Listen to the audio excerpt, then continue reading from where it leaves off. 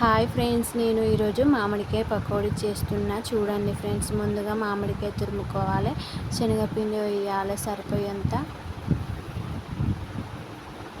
బియ్యం పిండి, శనగపిండి, ఉల్లిగడ్డలు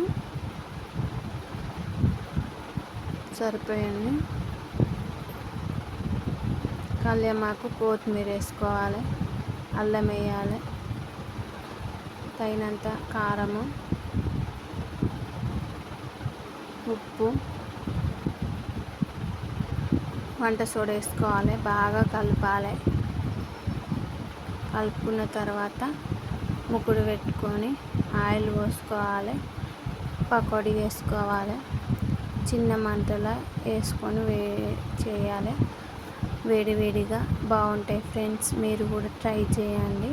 నేను కూడా కొత్తగా ట్రై చేసిన, చాలా బాగున్నాయి ఫ్రెండ్స్. మీరు కూడా ట్రై చేయండి ఫ్రెండ్స్.